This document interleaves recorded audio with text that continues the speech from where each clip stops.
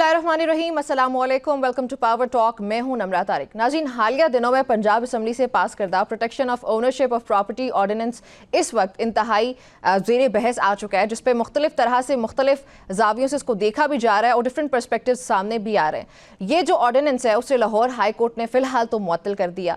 तो वज़ीर आला पंजाब भी इस पर बोलती हुई नजर आई। जो चीफ जस्टिस हैं लाहौर हाई कोर्ट की आलिया नीलम साहिबा, उन्होंने इस पर कुछ कानूनी एतराज़ात उठाए। वो कहती हैं कि एक तो अपील का कोई इस पर अपील का कोई चांस नहीं दिया जाता। फिर उसके बाद एक डिप्टी कमिश्नर को बहुत एम्पावर करने की ये बात है, जो कि जुडिशरी को ओवर पावर करने के मुतरादिफ आता है। तो ये जो कानूनी एतराज़ात हैं उस पर भी बहस करेंगे। फिर जो वज़ीर आला पंजाब मरियम नवाज शरीफ साहिबा का मौक़िफ़ है, वो जो बोल रही हैं उस पर भी बहस करेंगे। वो ये कहती हैं कि ये कानून तो असल में गरीब आवाम को ताकतवर के शिकंजे से आज़ाद करने के लिए बनाया गया था, जिसे मुंतखब असम्बली ने पास कराया और ये एक असम्बली का हक है। तो ये हक इस्तेमाल करते हुए पंजाब असम्बली ने ये ऑर्डिनेंस जो है ये पास हुआ, मगर अदालत ने ये जो है वो चंद अहम नुकात उठाकर इसे फ़िलहाल मुअत्तल किया है, जिस पे हम डिस्कशन करेंगे भी, क्योंकि इसकी वजह से बहुत से सवालात इस वक्त पैदा हो रहे हैं। सो प्रोग्राम में यही मेरा मकसद है कि जो सवालात हैं उनके जवाब तलाश किए जाएं, और उसके साथ साथ ये जो एक्ट है, ये जो ऑर्डिनेंस है, इसकी कानूनी पेचीदगियाँ क्या हैं, मुख्तलिफ जावियों से इसको समझने की कोशिश करेंगे। मुझे ज्वाइन करें प्रोग्राम में नादिर चौधरी साहब, जो कि हमारे नुमाइंदा लाहौर हैं। साथ ही मुझे ज्वाइन खोसा साहब, कानून और आइन को खोसा साहब से बेहतर तो कोई नहीं समझता। मैं खुशामदीद कहूँगी खोसा साहब आपको भी, नादिर आपको भी। खोसा साहब, मुझे ये बताइएगा कि ये जो ऑर्डिनेंस पास हुआ, मरियम नवाज शरीफा कह रही हैं कि ये तो मेरी मर्जी से हुआ और पंजाब असम्बली की मर्जी से हुआ, काबीना का इसमें बाकायदा किरदार है, गवर्नर के दस्तखत इस पर मौजूद हैं, सो इस पर एतराज़ात नहीं होने चाहिए। लेकिन चीफ जस्टिस को क्या एतराज़ात है, असल मामला क्या है? देखिए, बुनियादी तौर पर ये कानून इतना नाकिस है और इतना नाकाबिल अमल है कि इससे ज्यादा कोई मेरे ख्याल में फिसाइयत की इंतहा नहीं हो सकती है कि अदालतों के फैसलों को भी जो है वो पसे पुष्ट डालकर एक डिप्टी कमिश्नर साहब को जो है वो एम्पावर कर दिया गया है कि वो जिसको चाहे बेदखल करके परे मारे और जिसको चाहे वहां इंस्टॉल कर दें। ये ऑर्डिनेंस जो है वैसे तो आड़ में किया गया है, इस आड़ में के जो कब्जा माफिया है उससे छुटकारा आसानी से और सूरत से दिलाया जा सके, लेकिन हकीकत इसके पीछे ये है कि डिप्टी कमिश्नर को कौन कंट्रोल करेगा। जाहिर है इन्हीं के जो है एमएनएज या एमपीएज इनके करेंगे कंट्रोल, उन्हीं की मर्जी का तो यहाँ सारा कुछ चल रहा है इस वक्त। माशाल्लाह जो दबंग वजीर आला साहिबा हैं वो अपनी गिरफ्त को मजबूत से मजबूत तर करने की काविश में वो काम कर रही हैं जिससे आवाम के जो है जीना दो पर हो जाए। वो कहती हैं कि ये वहां क्यों निजाम, सिंध में क्यों ये निजाम चल रहा है जहां जिसकी मर्जी चाहे, वहां एक सिस्टम चल रहा है, और वो सिस्टम भी ये है कि हुकूमत वक्त वहां की जो है वो जिसको चाहे कब्जा कर लेती है और उसके बाद भत्ता लेके छोड़ती है। ये भत्ते की आड़ में तो नहीं कर रहे, लेकिन ये डिप्टी कमिश्नर का एक ऑर्डिनेंस इन्होंने इशू करके डिप्टी कमिश्नर को एम्पावर कर दिया है। अब कानून शहादत को भी इन्होंने बालाए ताक रख दिया, जो कि सेंट्रल फेडरल लेजिस्लेशन है। ज़ाब्ता फौजदारी और जो है फौजदारी कवानीन को भी इन्होंने जो है पसे पुष्ट डाल दिया। वो जो अदालत में था कि कब्जे का अगर होता है तो सेशन कोर्ट में आप जाते हैं, इलीगल डिस्पोजेशन एक्ट जो है वो उसको भी इन्होंने उड़ा दिया एक किस्म का। अच्छा। और ये जो है डिप्टी कमिश्नर्स को दे दिया, तो जाहिर है कि इसमें अदालत ने तो ये बरहमी का इजहार करना है कि आप कैसे जो फेडरल लेजिस्लेशन है उनके ऊपर आप सूबे को कैसे हावी कर सकती हैं, और वो भी फिर सूबे में भी एक डिप्टी कमिश्नर को, एग्जीक्यूटिव ऑफिसर को ऑथराइज कर देती हैं कि वो जुडिशरी का काम करे, यानी जुडिशियल वर्डिक्ट को वो कतई नजरअंदाज करके और वो करे। वैसे माफ कीजिएगा, ये हमारी जो दबंग वजीर आला है इनकी इनबिल्ट हेट्रेड है अदलिया के साथ, अच्छा। नफरत करते हैं ये अदालतों के साथ। पर सर और वो तो उस कह रही है कि नफरत का मेरा मकसद सिर्फ एक जो मजलूम शख्सियत है, चले हम कंसिडर कर लेते हैं, कोई मजलूम लोग जो हैं जिनकी ज़मीनों पर कब्जा हो जाता है उनको इंसाफ दिलाना है, और चाहे उनमें ज़्यादातर तो गरीब लोग होते हैं, तो उनको उनके कब्जे दिलवाना जो असल जिनके बनते हैं, जो मालिकान के, और वो 90 दिन के अंदर, क्योंकि अगर अदालतों में केसेस होते हैं वो तो दिहाइयों पर मुहित चलते रहते हैं। अरे बाबा, अगर आपने तरमीम करनी है या आपने हिदायत देनी है तो अपने एडवोकेट जनरल ब्रांच को और प्रोसिक्यूशन ब्रांच को आप हिदायत कीजिएगा कि वो इसको जो है सूरत के साथ जो है इन मामलात को निपटाए। हम्म। तो सर आपका कह जी जी, अच्छा चलें ठीक है, वो हमारे साथ ही मौजूद हैं। नादिर, मुझे ये बताइएगा कि इस वक्त माहौल क्या है पंजाब का, जहाँ पे तमाम तर जो वकला तंजीमें हैं वो भी हमें दिखाई देती हैं चीफ जस्टिस के फैसले के साथ खड़ी हुई, फिर उसके अलावा अवाम के अंदर क्या इसका रद्द-ए-अमल पाया जाता है? जी बहुत शुक्रिया। इसमें सबसे अहम बात जो है वो ये है कि जो इदारा जिस काम के लिए बनाया गया है वो अगर अपना काम ऐसे तरीके से करे तो उसमें कोई दो राय नहीं कि हर चीज जो है वो स्मूथ तरीके से चलेगी। अच्छा, इसमें जो डिप्टी कमिश्नर को इख्तियारात दिए गए हैं, डिप्टी कमिश्नर कौन है? देखिए, डिप्टी कमिश्नर एक हुकूमती मशीनरी है। ये बात खोसा साहब ने बिल्कुल दुरुस्त फरमाई और हकीकत भी यही है। आम आवाम के ज़हन में भी अब आवाम उस तरह की जाहिल रह नहीं गई कि उनको हम आप या कोई और आके समझाएगा कि ये हो रहा है या वो हो रहा है। आवाम को सारा पता है कि जब कमिश्नर लगता है तो किसके कहने पे लगता है। एक एसएचओ से लेके, यानी कि एक थाने का जो एसएचओ होता है, उस एसएचओ से लेके कमिश्नर तक जो है वो तैनाती किस तरह से होती है। जब गवर्नमेंट चेंज होती है, कभी ऐसा नहीं हुआ कि पिछली गवर्नमेंट का ही कमिश्नर चलता रहे, पिछली कमिश्नर गवर्नमेंट का ही जो है वो डीसी चलता रहे, असिस्टेंट कमिश्नर तक सारे चेंज हो जाते हैं। और हमने जो है वो पटवारियों को, तहसीलदारों, नायब तहसीलदारों को एंटी करप्शन के हाथों जो है वो हथकड़ियां हुई भी देखा है। तो आज इन्हीं लोगों के हाथों में अगर ये पावर दे दी जाए कि ये लोगों से कहें कि जी ये आपकी प्रॉपर्टी जो है ये हम जो है वो 3 महीने में इसका फैसला कर देंगे, आप अंदर होंगे और जो कागज है वो बाहर हो जाएगा। देखिए, इसमें बहुत सारी पेचीदगियां हैं, बहुत सारे ऐसी चीजें हैं कि जो जैली बनती हैं रजिस्ट्रियां, वो रजिस्ट्रियां सारी बातें किसी जो परचून की दुकान पर तो नहीं जाके बनती ना, वो सारी बातें इन्हीं इदारों के अंदर इन्हीं की मिली भगत से जो है वो एक ही प्रॉपर्टी होती है, उसके दो दो बाज दफा तीन तीन जो है वो मालकान निकल आते हैं। ये नहीं समझ आती कि मुसद्दका नकल किसके नाम की निकालें। तो वो बनाने वाले लोग भी तो यही हैं, यही इदारे हैं, और इन्हीं में से जो है वो करप्शन भी मुतअद्दिद बात सामने आई। बेतहाशा ऐसे केसेस हैं कि जिसमें इनके खिलाफ जो है वो मुकदमात हुए, ट्रायल चले, सारा कुछ हुआ। तो अब ये वो लोग हैं जिनको हथकड़ियां भी लगती हैं, जो जैली डिग्रियों में इनके है कि इन्होंने जो है वो जैली जो है वो संते बनाई इस तरह की कि ये मालकान जो है वो एक ही प्रॉपर्टी के 3-3 4-4 खड़े हो गए। तो आज इनको अगर ये कहा जाए कि आप ये फैसले करें कि कौन मालिक है और कौन नाजायज काबिज है, तो ये पॉसिबल नहीं है। और दूसरी बात ये है कि इसमें खोसा साहब ने जो थोड़ा सा गोल मोल बात की है, अगर उसको गोल ना भी किया जाए तो हकीकत यही है कि जो इदारे, यानी कि जैसे कि हमारी जुडिशरी है, आप उसको पावरफुल करें ना, आप उनकी हेल्प करें। आप पंजाब गवर्नमेंट है, आप उनकी मदद करें, आप पूछें उनसे कि केस जो है वो ताखीर का शिकार क्यों होते हैं। उसमें अगर यही डीसी जो है, यही कमिश्नर, यही असिस्टेंट कमिश्नर, यही तहसीलदार, नायब तहसीलदार, पटवारी जो है, अगर ये हमारी अदालतों के साथ उसी तरह का कॉपरेट करे जिस तरह का ये इख्तियारात देने के बाद कर रहे हैं। नादिर, इस पे तो मेरा हुकूमत ने ये कहा है कि केसेस की पेंडेंसी बहुत ज्यादा है। अब वही मैं गुजारिश कर रहा हूँ ना कि अगर वो ज्यादा गालिबन तो इदारे उनकी मामलत करें लाहौर ना। हाईकोर्ट में गालिबन कोई 70,000 के करीब केसेस है, जिनमें तकरीबन 12,000 के करीब सिर्फ ये प्रॉपर्टी रिलेटेड है।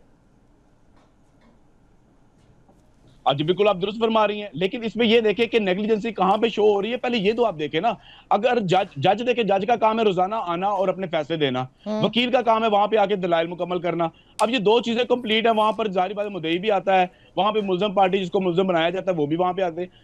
यहाँ से प्रॉब्लम होती है जब इदारों की जानिब से ताउन नहीं किया जाता, जहां पे मुसद्दका नकलें जो है वो डबल डबल निकल आती हैं। यानी कि एक बंदा कहता है मेरी ये रजिस्ट्री है, दूसरा आके कहता है जी मेरी भी यही रजिस्ट्री है। तो अच्छा। वहां पे आके अदालत ने जजमेंट देनी है, फैसला करना है। अब ये दो रजिस्ट्रियां निकालने वाले इदारे ही अगर ये कहें कि ये वाली रजिस्ट्री ओरिजिनल है और ये वाली झूठी है और दोनों एक ही इदारे से निकली हो, तो फिर वहां पे मुझे बताएं कि वो इदारा फैसला नहीं कर सकता। तो अभी जो आपने बताया कि बहुत ज्यादा केसेस जो हैं वो पेंडिंग हैं, तो उन पेंडिंग केसेस में अगर पंजाब हुकूमत ये अहकाम जारी करे कि यही मुतलका लोग, यही असिस्टेंट कमिश्नर, यही डीसी, यही जो सारे जो कमेटी महकमा है, माल के अफसरान हैं, ये उनसे हाँ बिल्कुल, ये कमेटी उनके साथ ताउन करे, उनके साथ ऐसा ताउन करे कि उनको फौरी तौर ठीक पे वो चीजें प्रोवाइड करे जो फौरी तौर पे जिन पे फैसले ये कर रहे हैं, ठीक है। क्योंकि आफ्टर अच्छा, ऑल जो लतीफ है साहब वो ने मुझे वापस से ज्वाइन जिम्मेदारी किया उनकी है। जी जी ठीक है, लतीफ साहब ने मुझे दोबारा से ज्वाइन किया। खौसा साहब, मुझे ये बताएं कि आपकी बात से मैंने ये अंदाजा लगाया कि आप इस ऑर्डिनेंस से मुतमईन नहीं है और आपको इसका कुछ पॉलिटिकल एंगल ही दिखाई देता है। अगर आप स्टेट कर सके मेरी ऑडियंस के लिए कि इसमें खामियां आपको क्या दिखाई देती हैं, अपील वापस ना कर पाना, फिर उसके अलावा जो अगर पटवारियों की बात कर ली जाए तो पटवारी जो है वो जाली अगर रजिस्ट्रियां निकाल लेते हैं, करप्शन यानी कि एक तरह से उसको कह सकते हैं हम, या फिर डीसी वगैरह को ज्यादा इख्तियारात दे देना या उनके इख्तियारात का मिसयूज होना, इसके अलावा कोई?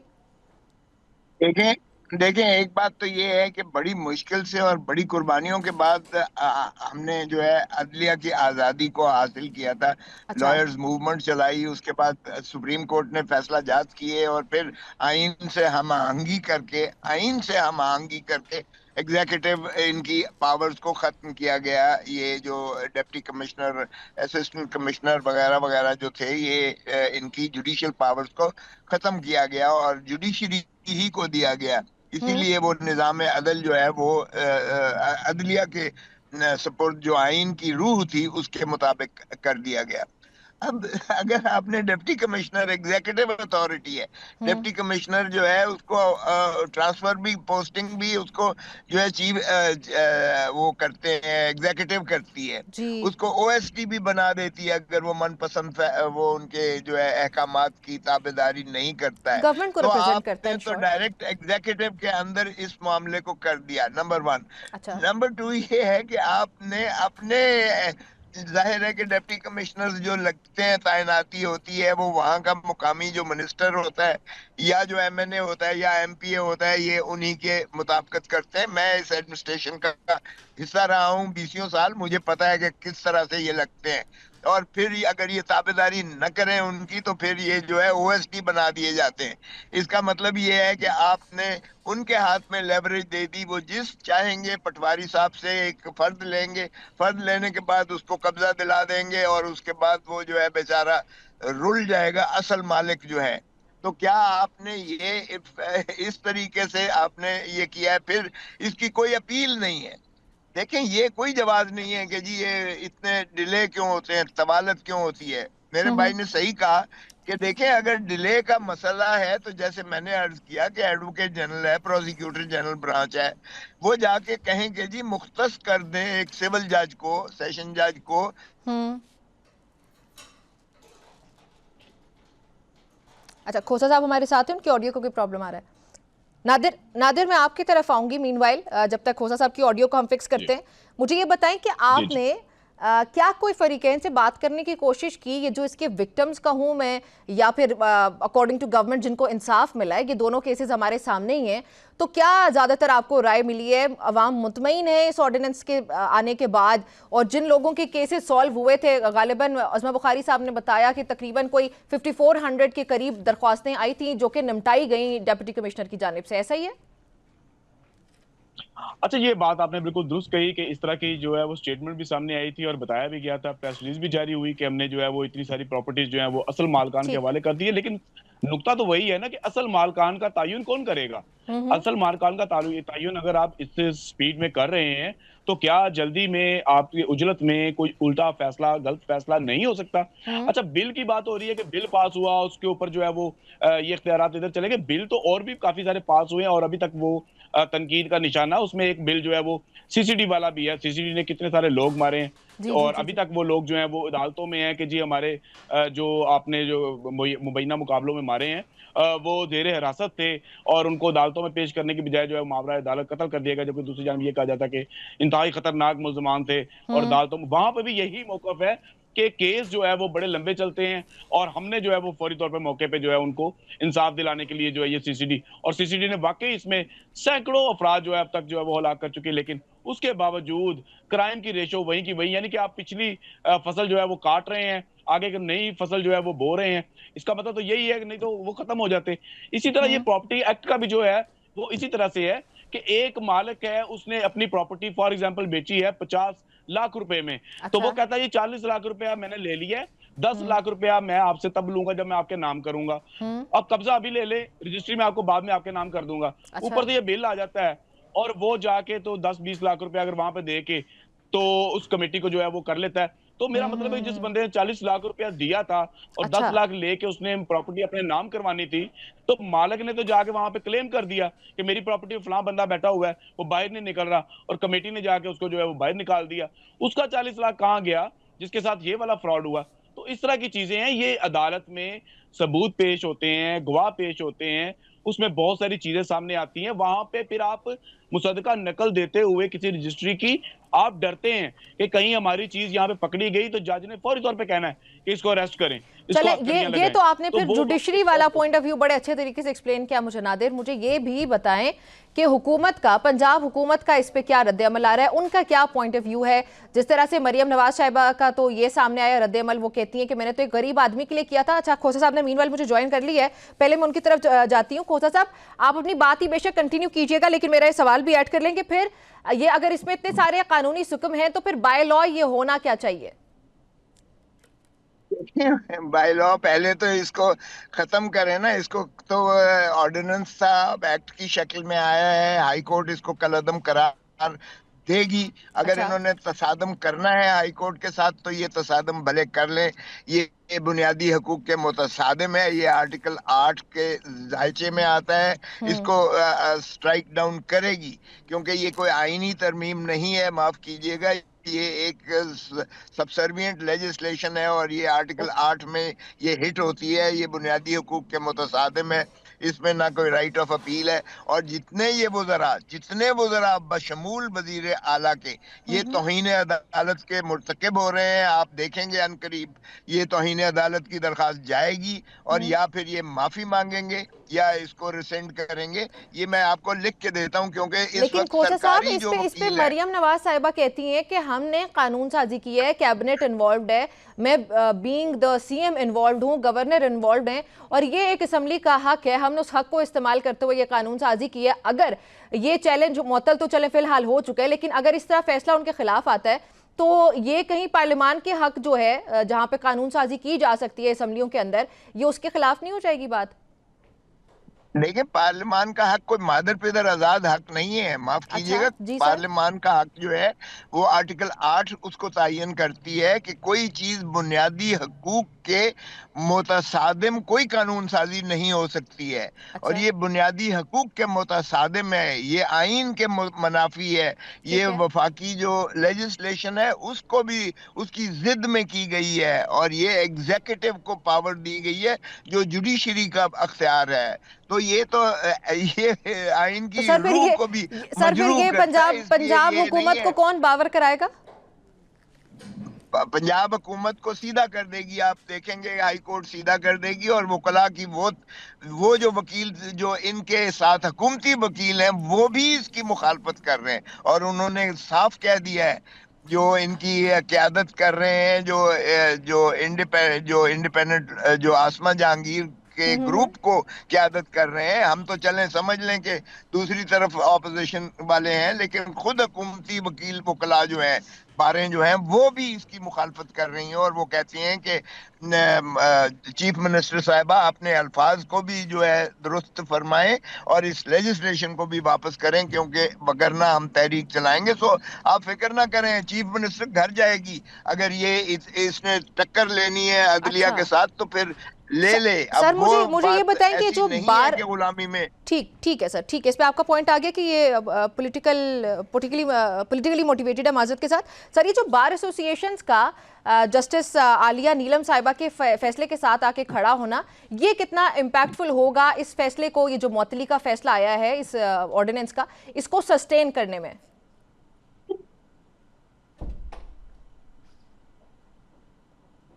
कोसा साहब, आप मुझे सुन पा रहे हैं? जी मैं सुन रहा हूँ। देखें ये इसका बहुत बड़ा असर होगा, इसलिए कि बार ही की स्ट्रेंथ होती है, अच्छा। क्योंकि बार डिविसिव थी, बात चीजों पे डिवाइडेड थी, बार इस इशू पर बार डिवाइडेड नहीं है, और इसका आप देखेंगे इम्पैक्ट जो है, supreme court bar association, Pakistan bar council, बाकी तमाम बार एसोसिएशन ये इस वक्त जुडिशरी के साथ खड़ी होंगी।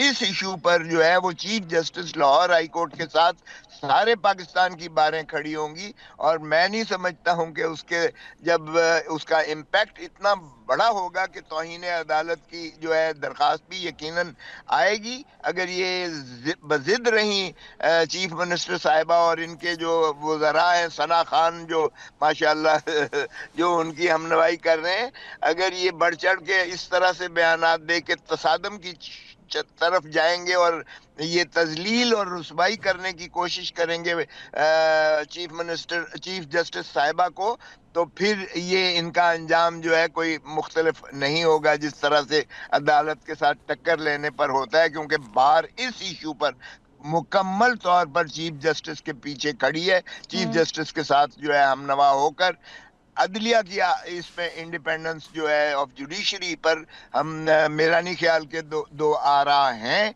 ये एग्जीक्यूटिव को जो आपने एम्पावर करके किसी के भी कब्जे पर जो है वो मुदाखलत करना और मलकियत का अख्तियार तयन का भी आपने डिप्टी कमिश्नर को दे दिया है और अपील का भी हक आपने जो है उसमें नहीं रखा, तो ऐसी कानून साजी जो है ना आइन की उसकी इजाजत देता है और ना ही अदलिया इसकी इजाजत देगी। अच्छा, और वकला इस वक्त अदलिया के खोसा साथ साहब, होंगे इसके इस लिए इशू जो पर। ट्रिब्यूनल्स की फॉर्मेशन पे बात होती है, जो 6 मेंबरान पे मुश्तमिल कमेटी भी है, ये इसका मुझे प्लीज समझाइएगा कि ये डिप्टी कमिश्नर की सुपरविजन में बनने वाले, ये किस तरह से इनकी वर्किंग होगी और ये लॉफुल है या नहीं? देखिए, ये भी लॉफुल इसलिए नहीं है कि ये भी एग्जीक्यूटिव ही की एक ब्रांच के तौर पर है जिसकी सरबराही अब डिप्टी कमिश्नर करेंगे जी। तो फिर आप अंदाजा कीजिएगा उसमें तो इंसाफ और अदलिया का तो कोई दखल अमल है ही नहीं है। तो फिर ये अगर समझते हैं कि हमने असेंबली ने कर दिया और गवर्नर भी एक पेज पर आ गया, मैं खुद गवर्नर रहा हूं। देखिए, मैं तो चूंकि लॉ को जानता था, जो भी कानून अगर कौमी मरकजी कानून के मुतसादिम है तो मैंने तो कभी उसको जो है अप्रूव नहीं किया था, ना असेंट दी थी और मैं तो रिजेक्ट करता था हमेशा। ये चूंकि बाहर के गवर्नर साहब के गवर्नर साहब का भी कंट्रोवर्शियल रोल लगता है लतीफ खोसा साहब की राय में। नादिर, आखिरी सवाल आपकी तरफ, जो मैंने आपसे पहले पूछा था कि पंजाब हुकूमत का क्या मौक़िफ़ है इस पे? पंजाब हुकूमत का इसमें मौक़िफ़ यही था जो हमने भी सुना, आपको भी पता है कि जी हमने जो है ये हमारे लिए नहीं था, ये मरियम नवाज साहबा का जो है उसमें बयान है कि जी ये मरियम नवाज का ज़ाती इसमें कोई फ़ायदा नहीं था, इसमें बेवाओं का, गरीबों का, मस्कीनों का, लाचारों का, इसमें उनका फ़ायदा था। और ये कानून हमने इम्प्लीमेंट किया था कि इस पे जो है जो लोग साल से जो रुल रहे होते हैं, अदालतों में धक्के खा रहे होते हैं, वो उससे बच जाएंगे और हमारी इस काविश से जो है उनको फौरी इंसाफ मिलेगा और फौरी उनका जो है ना वो मसला हल हो जाएगा। हुकूमत का जो बयान है उसमें यही है, उस्मा बुखारी साहबा ने भी यही कहा कि ये जो कानून था इसमें जो गरीब लोग हैं, जो लाचार लोग हैं, जो अदालतों के धक्के खाने वाले लोग हैं, उनको जो है वो फौरी रिलीफ मिला और हमने बहुत सारी चीज़ें जो है उसमें फौरी जो है केस हल कर दिए। लेकिन इसमें आफ्टर ऑल वही चीज़ आ जाती है कि जो हेड ऑफ डिपार्टमेंट्स होते हैं वो बहुत ज़्यादा मैटर करते हैं कि आपके जो जुडिशरी है उसका काम है कि जजमेंट कर देना और वो अपनी जजमेंट से जो है वो चीज़ें सारी करते हैं। उसके बाद अगर आप कहें कि डिप्टी कमिश्नर जो है वो जजमेंट देगा तो फिर एक जज में और एक डिप्टी कमिश्नर में फ़र्क ख़त्म हो जाता है। तो दोनों का जो काम है वो मुख्तलिफ है और दोनों अपने अपने काम अपने दायरे में रहेंगे तभी काम होगा। ये काम जुडिशरी का है, वही करेगी और अवाम भी, अक्सरियत जो है अवाम की, वो जुडिशरी पर ही मुतफिक दिखाई दे रही है। ठीक है नादिर, आपका बहुत शुक्रिया मुझे ज्वाइन करने के लिए। नाज़रीन, गुफ्तगू आपने सुनी, ये सेगमेंट जो है हम लोगों ने इस पे बात की है, ये जो ऑर्डिनेंस है उस पर ब्रेक पे जा रहे हैं। ब्रेक के बाद जब हम वापस आएंगे कुछ सियासत पे नज़र दौड़ाएंगे कि मुज़ाकरात की कुछ बात तो हो, हुकूमत की जानिब से भी मुज़ाकरात की एक पेशकश की गई थी, उस पर क्या बना, उस पर बात होती है आफ्टर द ब्रेक।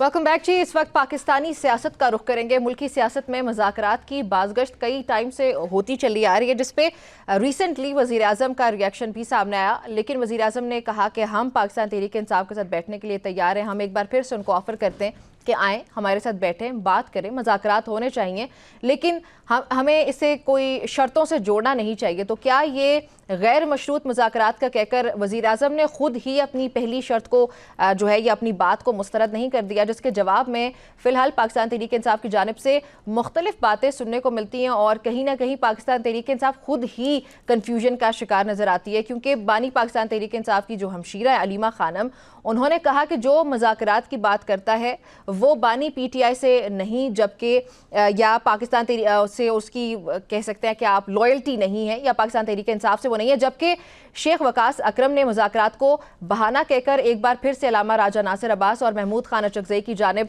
इसको ये तमाम तर जो मामला है वो मोड़ दिया है। तहरीक तहफ़्फ़ुज़ आइन पाकिस्तान ने भी मुज़ाकरात पर आमादगी का इजहार किया था। तो क्या ये पाकिस्तान तहरीक इंसाफ और तहरीक तहफ़्फ़ुज़ आइन पाकिस्तान इस पॉइंट पे आके अलग हो चुके हैं? इस पे बात करेंगे कि असल में क्या कन्फ्यूजन है। खोसा साहब, ये जो ओवरऑल कन्फ्यूजन है, पहले तो मेरे ख्याल में तहरीक इंसाफ और तहरीक तहफ़्फ़ुज़ आइन पाकिस्तान पे डिस्कशन कर लेते हैं कि ये इंटरनल कन्फ्यूजन क्या है। देखें, कोई कंफ्यूजन नहीं है। ये कंफ्यूजन माशाल्लाह उन्हीं की जो है ये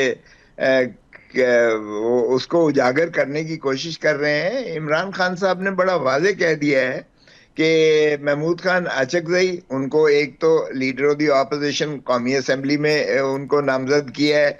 हमने 80 बंदों ने लिख कर दिया है, जी, बंदों ने लिख कर दिया है कि उनको बनाया जाए। और वो ब्रूट मेजॉरिटी बनती है, लेकिन अभी तक बावजूद नहीं बनाया जा रहा। और अल्लामा नासिर अब्बास साहब को सेनेट में भी लीडर ऑफ द ऑपोजिशन के लिए खान साहब ने खुद नामजद किया है और हमने उनकी भी लिखकर जो है चेयरमैन सेनेट को दिया है। और ये दोनों अशखास जो हैं इन्हीं के जो है सुपुर्द किया गया है और हमें हिदायत की गई है कि जो ये कहेंगे उसी हिसाब से आपने जो है उसी को समझें कि यही पार्टी पॉलिसी है।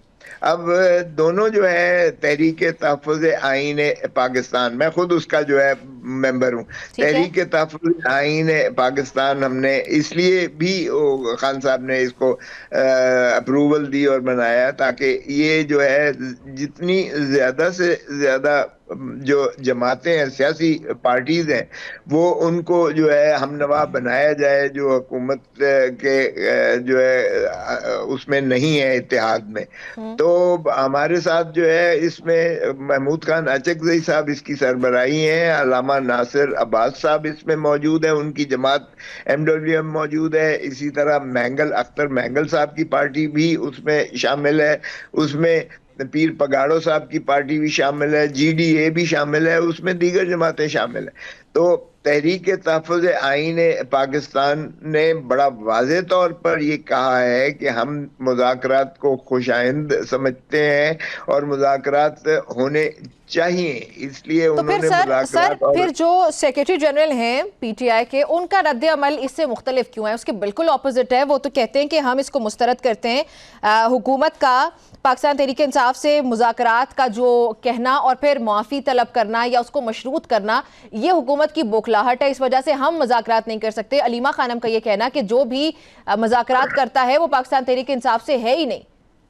ये डिवाइड क्या है? देखिए, ये वो जाहिर है कि बहन हैं, वो जज्बाती हैं, उनको मिलने नहीं दिया जा रहा है। आपको पता ही है कि सारा सारा दिन, सारी सारी रात वो जेल के बाहर बैठकर उनके ऊपर ठंडा पानी जो है फेंका जाता है, वाटर कैनन्स फेंके जाते हैं, फिर 400 अशखास के खिलाफ बशमूल तीनों बहनों के पर्चा दर्ज कर दिया जाता है। दहशतगर्दी का 17 दिसंबर का जो है पर्चा वो आपके सामने मौजूद है। तो सर, तहरीक तहफ़्फ़ुज़ आइन पाकिस्तान महमूद खान अचकज़ई साहब से मुलाकात भी हुई अलीमा खानम की कल, तो उसमें उनके जज्बात को मैनेज नहीं किया जा रहा? नहीं नहीं, ऐसी बात नहीं है। देखें, बात ये है कि आप हुकूमत पर ये फर्ज होता है वो माहौल भी तो क्रिएट करें ना। जब उसको जो है चीफ मिनिस्टर खैबर पख्तूनख्वा अफरीदी साहब कहते हैं कि जी बिल्कुल हम साथ चलने को तैयार हैं, लेकिन आप मुलाकात करवा दीजिएगा इमरान खान साहब से अडियाला जेल में, तो प्राइम मिनिस्टर साहब कहते हैं मैं पूछ के बताऊंगा। अरे भाई, कोई खुदा का खौफ करो, तुम चीफ एग्जीक्यूटिव सर वो चले हम पाकिस्तान इस पे के। आ जाते हैं। तहरीक तहफ़्फ़ुज़ ऐन पाकिस्तान इस वक्त ये कह भी रही है कि हमारा जो मुज़ाकरात का मैंडेट है वो यही है कि हमने इमरान खान की रिहाई को भूल जाना है, उस पर बात ही नहीं करनी। हमने तो जो है वो डेमोक्रेसी की बालादस्ती पे बात करनी है, जुडिशरी पे बात करनी है, हम तो आवाम के मसाइल पे बात करेंगे। लेट्स से आप अभी ये कह रहे हैं कि इमरान खान से मुलाकात नहीं होने दी जाती, जिसकी वजह से बहुत सारे मसाइल पैदा होते हैं, तो फिर आप जाए ना मुज़ाकरात करें, आप बैठें। जब वज़ीर आज़म ने दावत दे दी तो फिर क्या चाहती है तहरीक तहफ़्फ़ुज़ ऐन पाकिस्तान या पाकिस्तान तहरीक इंसाफ? आप लोग जाएं, मुज़ाकरात शुरू तो करें ना, और फिर उसमें वहां पे जाके फोरम पे डिस्कस करें। या फिर आपको ये लगता है कि ये ज्यादा मुनासिब है कि पहले ये कह दिया जाए कि पहले मुलाकात कराएं फिर उसके बाद हम मुज़ाकरात पे आएंगे, तो ज्यादा बेहतर क्या है? नहीं देखें, जो महमूद खान अचकज़ई साहब ने, जो अल्लामा नासिर अब्बास साहब ने तहरीक तहफ़्फ़ुज़ आईन पाकिस्तान के प्लेटफॉर्म से जो बात की है, उन्होंने बड़ा वाज़ेह कहा है कि हमारा जो है, हमें चाहिए एक नया मिसाक के जो है जमहूरियत के अच्छा। दस्तखत करना हमें चाहिए। और मैं गारंटी देता हूं कि इमरान खान पर दस्तखत मेरी जिम्मेवारी हो गई, मैं करवाऊंगा। तो उसमें सारी चीजें शामिल हैं, माफ कीजिएगा, जिस तरह प्राइम मिनिस्टर ने कहा गैर मशरूत तौर पर करेंगे, उसमें इमरान खान की रिहाई भी होगी, बाकी सियासी कैदियों की भी रिहाई की बात होगी, मैंडेट के चोरी शुदा वापस करने की भी बात होगी, आइन की बहाली मेनुअन बात होगी, 26वीं और अच्छा, 27वीं तो तरमीम सर फिर मुझे अब ये रोल चीज बैक क्लियर करने का कीजिएगा। भी होगा। ठीक है। और जो है ये कानून की अमलदारी को यकीनी बनाना भी होगा। ठीक है, सो इसलिए कॉम्प्रिहेंसिव होगा। ये देखिए, जो बात आप कर रहे हैं सिविल सर, ये तमाम तरह जो डिमांड्स रखी जाएंगी या ये जो अपने रिजर्वेशंस पेश किए जाएंगे हुकूमत को, ये मैं क्या समझूं कि तहरीक तहफ़्फ़ुज़ आइन पाकिस्तान पाकिस्तान तहरीक इंसाफ को शामिल करते हुए इकट्ठी आवाज बन के ये बात कर रहे हैं आप अभी? तो बिल्कुल हम उसमें शामिल हैं। तहरीक तहफ़्फ़ुज़ आइन पाकिस्तान में पाकिस्तान तहरीक इंसाफ नंबर 1 पार्टी है उसमें। एग्जैक्टली नंबर 1 बल्कि स्टेक होल्डर है, तो उनका ये रद्द अमल आना, जहां पे तहरीक तहफ़्फ़ुज़ आइन पाकिस्तान का बिल्कुल एक अलग मौकिफ सामने आया, पीटीआई का बिल्कुल अलग आया, तो ये अवाम भी अंडरस्टैंड नहीं कर पा रहे, हम भी नहीं कर पा रहे। नहीं, देखें, आप जरा समझ लें, बहनों का जज्बाती रिश्ता जरूर है, लेकिन बहनें पार्टी नहीं चला रही सर हैं। वकास अकरम साहब ये का भी जज्बाती रिश्ता है। नहीं, देखे, वकास अकरम ने ये कभी इनको, मेरी खुद कल बात हुई है, अच्छा सलमान सर। अकरम राजा साहब ने, गौहर साहब ने भी बड़ा असेंबली के फ्लोर पर मेरी ठीक है। मौजूदगी में ये कहा कि हमारे जो है खान साहब ने, महमूद खान अचकज़ई साहब और अल्लामा नासिर अब्बास साहब की सरबराही में जो भी वो फैसले करेंगे, वो पार्टी के ही फैसले मुतसबर होंगे और हम उनके पीछे चलेंगे। सो ये बात इमरान खान साहब ने ही कह दी है तो बात खत्म हो जाती है। इसलिए कोई तजाद, कोई तसादम, कोई तकरार नहीं होना चाहिए इसमें, कि जो खान साहब का हिदायत यही है। और ये दोनों अशखास तहरीक तहफ़्फ़ुज़ आइन पाकिस्तान के मीटिंग में इन्होंने तो जो फिर फैसला यही किया है ठीक, कि हम बिल्कुल खुशाइन समझते हैं, इसलिए एक नया मिसाक होना तो फिर चाहिए। सर हम और ये बात आप उन्होंने कहा इस्टेब्लिश है कि करने में हमारी मेरी हेल्प जिम्मेवारी कीजिएगा। हुई कि हम ठीक, इमरान खान से दस्तखत, हमारी जिम्मेवारी हुई। ठीक ये हो भी गया। बात तो सर महमूद खान फिर हम अचकज़ई। ये इस्टेब्लिश कर लेते हैं कि पाकिस्तान तहरीक इंसाफ 100% अल्लामा राजा नासिर अब्बास और महमूद खान अचकज़ई की जो भी कॉल आती है उसको फॉलो करेंगे, और अचकज़ई साहब जबकि तहरीक तहफ़्फ़ुज़ आइन पाकिस्तान के अम्ब्रेला के अंडर मुज़ाकरात की बात कर रहे हैं, so Pakistan Tehreek Insaf is definitely going to follow it. यही इमरान खान का हिदायत है और इसी को हम फॉलो करेंगे। ठीक है सर, तो फिर जो अलीमा खानम साहिबा ने एक और हिदायत का जिक्र किया, वो कहती हैं कि इमरान खान ने स्ट्रीट मूवमेंट का पैगाम खैबर पख्तूनख्वा की क़यादत को दे रखा है, तो खैबर पख्तूनख्वा की पॉलिसी कुछ अलग होगी? ये इमरान खान की ही हिदायत है? नहीं नहीं, बिल्कुल भी अलग नहीं होगी। ये आप वजाहत जो है ये उनसे पूछिएगा। जो मुझे क्लियर, मैं एमएनए हूँ और भाई इस वक्त लाहौर का एमएनए हूँ, जी सर। पाकिस्तान तहरीक इंसाफ का। और हमारी जो है ये बात बड़ी वाज़ेह तौर पर हो चुकी है, सलमान अकरम राजा साहब से भी on the floor of the house ये बात जो है, चेयरमैन बैरिस्टर गौहर ने भी ये बात कही है कि इन दो अशखास को ही जिम्मे लगाए हैं, अच्छा। खान साहब ने, इमरान खान साहब ने, कि इनकी हिदायत जो भी होगी, इनकी जो भी फैसले होंगे वो आपने फॉलो करने हैं। सो हम इन्हीं की जो है फॉलो करेंगे, क्योंकि इमरान खान साहब की हिदायत यानी यही कि है और बड़ी वाज़ेह है, स्ट्रीट इस पे मूवमेंट कोई की दाम तरफ, नहीं है। ठीक है, स्ट्रीट मूवमेंट की तरफ नहीं जा सकती पाकिस्तान तहरीक इंसाफ? जी बिल्कुल ऐसा ही है। अगर कोई और बात किसी भी नाता से हो रही है तो आप प्लीज वजाहत उनसे पूछिएगा। मैं तो अच्छा, वही कह रहा हूं जो इमरान खान साहब ने कहा है, ठीक। और जो बात हमने फ्लोर ऑफ द हाउस पे भी चेयरमैन गौहर हम्म। ने कही है, और जो सेक्रेटरी जनरल कल ही मेरी बात सलमान अकरम राजा से हुई है, उसने कहा है कि खान साहब ने दो टोक और बड़ा वाजे यही कह दिया है कि इन दो को, यानी महमूद खान आचकजई साहब और अल्लामा नासिर अब्बास साहब, जो भी तय करेंगे पार्टी उसको फॉलो करे।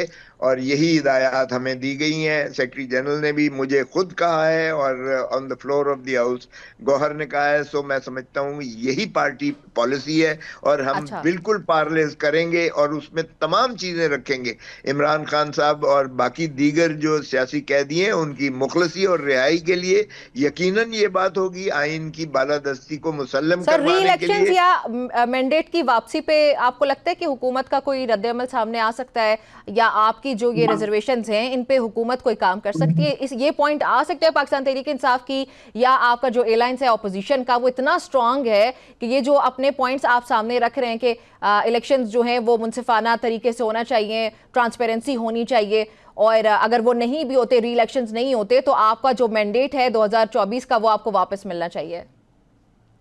देखें, हम मौलाना फजलुर रहमान साहब का भी एक मौकफ है, हमें उससे भी कोई इख्तलाफ नहीं है। हम्म। अगर हुकूमत, देखें ये तो होता है ना कि हमने एक मुतालबे किए, जाहिर है कि हमारा मैंडेट चुराया गया है, ये हमारा जो है मौकफ आज से नहीं है, ये 8 फरवरी के बाद से हमारा मौकफ बड़ा वाज़ेह है। इस पर जी। इंटरनेशनल मॉनिटर्स ने भी, सारों ने यही किया है। पाकिस्तान के अवाम, बच्चे बच्चे के जबान पर भी यही जबान ज़द आम है।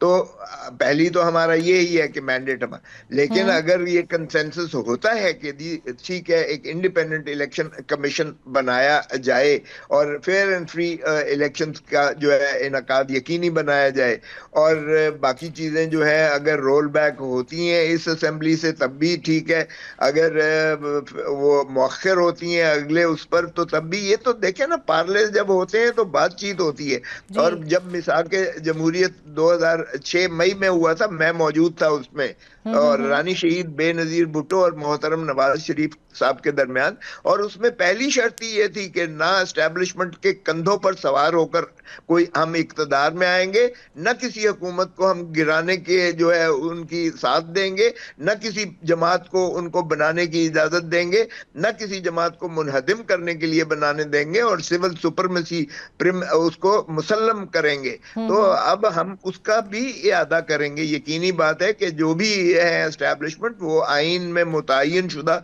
रोल के अंदर रहें और वो अपना काम करें, और ठीक। सिविल सुप्रीमेसी को हम मुसल्लम करवाएंगे, मुसल्लत ठीक, करवाएंगे। आपने इस सर पर आपने कोई कॉम्प्रोमाइज नहीं इस पे कोई होगा। कॉम्प्रोमाइज नहीं होगा, और आपने कहा कि पार्लेज आर अ मस्ट। तो अब की बार जब ये पार्लेज की बात हो रही है सर, तो वजीर आजम का इस पे रिएक्शन सामने आ रहा है। वजीर आजम की ऑफर बाकायदा तौर पे सामने है, जहां पे वो कहते हैं कि हम मुज़ाकरात के लिए आपको ऑफर करते हैं। आपको सर ये ऑफर जो वजीर आजम की है मुनासिब और सीरियस लगती है? देखिए, हम तो उनको ये भागने का मौका नहीं देंगे। कम अच्छा। से कम हमारे कंधे पर ये सवार करके ना करें, क्योंकि हम्म। मोहतरम नवाज शरीफ साहब, इनके जो बड़े भाई साहब भी हैं और इनके कायद भी हैं, जी जी। वो कहते हैं कि वोट को इज्जत दो। हम भी हम्म। कहते हैं, और हम चाहते हैं कि सही माने में वोट को इज्जत दो। बिल्कुल अच्छा। वोट को इज्जत दो, इसी पर बात खत्म हो जाती है। इसी को मुसल्लम बना दे, यकीनी बना दे, वोट को हम्म। इज्जत दो, तो आइन की बालादस्ती हो जाती है। और हक हुक्मरानी जो है वो अवाम को, अल्लाह ताला की हकमियत है, आला के ताबे अवाम ही को हक है। 25 करोड़ अवाम का ये मुल्क है, और 25 करोड़ अवाम ही के जो सही मुंतखब शुदा नुमाइंदगान है, उन्हीं का हक है हुक्मरानी करने का, और किसी को नहीं है, किसी और इदारे और किसी और को नहीं है। वो सर्विसेज हैं, वो हम्म। मुलाजिम हैं जी। अवाम के, तनख्वाहदार, खून पसीने की कमाई से, उनकी टैक्सेस के ठीक। पैसे से वो ठीक हो गया। तनख्वाहें लेते हैं। जी, ठीक हो गया। लेकिन सर तो इससे पहले भी डायलॉग हुआ था पिछले साल भी, उसका तो कोई नतीजा नहीं निकल पाया था। अब की बार जब तहरीक तहफ़्फ़ुज़ आइन पाकिस्तान एक बार फिर से सामने है, जहां पे पूरा ये ऑपोजिशन एलायंस है, Pakistan Tehreek Insaf being the biggest stakeholder, अब की बार क्या मुख्तलिफ होगा? देखिए, अगर तो ये मुखलिस हैं और अगर ये चाहते हैं कि सिविलियन सुपरमेसी हो और अगर ये बड़े भाई के उन अल्फाज की पासदारी करने पर जो है ये कायम और दायम रहते हैं कि वोट को इज्जत दो, तो फिर तो पार्लेज होंगे। लेकिन अगर ये जो है किसी और की डिक्टेशन लेने पर है और जेल में मुलाकात करवाने के लिए भी इनको किसी से पूछना पड़ता है, तो फिर तो ये जो है अश्कशोई कर रहे हैं, ये फिर ठठवे कर रहे हैं। लेकिन सर ये ब्रिज भी तो हो सकता है ना सर, ये ब्रिज भी तो हो सकता है अगर पाकिस्तान तहरीक इंसाफ का ये मौकिफ है कि जो ताकत है असल में उसका सरचश्मा कोई और है, असल ताकत कहीं और पे रहती है, तो फिर सर आप गवर्नमेंट को यूज कर लें एज अ ब्रिज। देखें, आप जो मर्जी समझ लें, लेकिन कम से कम ऑन पेपर तो एक हुकूमत शहबाज शरीफ की है, जो जैसा भी है वो फॉर्म 47 का है। अगर उनकी हुकूमत है तो फिर आप उनसे बात तो शुरू करें ना पाकिस्तान तहरीक इंसाफ। ये देखें, आप दो जमातें बड़ी, जो पीपल्स पार्टी है और पाकिस्तान मुस्लिम लीग नवाज है, ये दोनों बारी बारी जो है ये ज़ेरे इताब आ चुके। ये दोनों बारी बारी ये जेल, अडयाला जेल में भी रह चुके, अटक जेल में भी रह चुके, सक्खर जेलों में भी रह चुके। ये जो है ये दोनों को डिसमिस भी किया गया। दोनों जो है हुकूमत के जो है ज़ेरे इताब रहे हैं उन्हीं एस्टेब्लिशमेंट के। तो ये आप मेरे ख्याल में जब दोनों बाहर सी जमातें, उस वक्त तो मिसाक जमहूरियत को मई 2006 में मुंदबित किया गया था और उसमें बड़ी खूबसूरत बातें लिखी गई थी, लेकिन उस पर अमल बदकिस्मती से नहीं हुआ। अब तीसरी जमात पर अगर ज़ेरे इताब आई है तो इनको सोचना चाहिए कि आज पीटीआई के ज़ेरे इताब है, कल आप होंगे, परसों तीसरी जमात होगी। तो फिर इसी तरह अगर खेल तमाशा आपने जारी रखना है, मुल्क का खिलवाड़ करना है और मुल्क को जो है तबाही के दहाने पर तो लेके जा रहे हैं हम, 25 करोड़ अवाम को हमने जो है बिल्कुल नफी करके रख दिया है, तो फिर तो अल्लाह हम पर रहम करे और इस ममलकत खुदादाद पाकिस्तान को भी अल्लाह जो है महफूज रखे। फिर तो हम कोई खिदमत नहीं कर रहे हैं पाकिस्तान की। और अगर वाकई पाकिस्तान की खिदमत करना चाहते हैं तो हमें ये मुआहदा तय करना पड़ेगा। और इमरानी मुआहदा जो आइन का जो मुतफिका मंजूर हुआ था, हमें उसी को बहाल करके उसी पर मनोअन अमल करना पड़ेगा। इसी में हमारी जो है इंशाअल्लाह इज्जत भी है, वकार भी है और हमारी जो है फलाह भी है। और अच्छा पाकिस्तान के ठीक सर, एक और मुझे सवाल प्लीज एड्रेस कीजिएगा मेरा। ये तीसरा ग्रुप भी मैदान में हमें नजर आता है जिसमें फवाद चौधरी साहब, मौलवी महमूद या इमरान इस्माइल जैसी, यानी कि पाकिस्तान तहरीक इंसाफ की पुरानी क़यादत नजर आती है। ये सियासी मंजरनामे में इनकी क्या कंट्रीब्यूशन है? क्योंकि जो बाज़गश्त हो रही है वो यही है कि ये अफराद तो असल में कोर्ट लखपत जेल की तरफ इनका रुख है, और ये तो शाह महमूद कुरैशी जैसे अफराद को या शाह महमूद कुरैशी को रिहा करने के लिए कोशिश कर रहे हैं, क्योंकि उनके मुताबिक शाह महमूद कुरैशी बहुत पॉजिटिव किरदार अदा कर सकते हैं इमरान खान को कन्विंस करने के लिए। कुछ ऐसा ही है?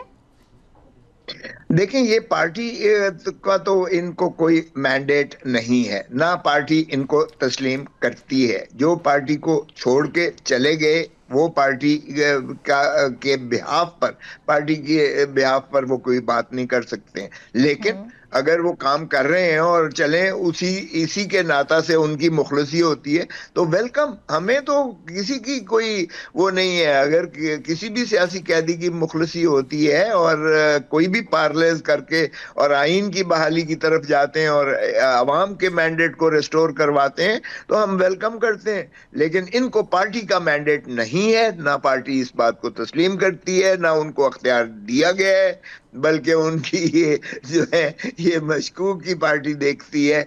क्योंकि माफ कीजिएगा, अगर शाह महमूद कुरैशी साहब इस तरह से बरी हो रहे हैं और बाकियों को सजाएं हो रही हैं, 40-40 साल सजा हो रही है और कुछ लोग बरी हो रहे हैं, तो फिर आप खुद ही बता दें, आप ही अपनी अदाओं पे जरा गौर करें। हम अगर अर्ज करेंगे तो शिकायत होगी। बहुत शुक्रिया जी लतीफ खोसा साहब आपका मुझे ज्वाइन करने के लिए। नाज़रीन, तो आपने सुनी आज के प्रोग्राम से इतना ही। इंशाल्लाह कल मुलाकात होती है। इजाजत दीजिए, अल्लाह हाफिज।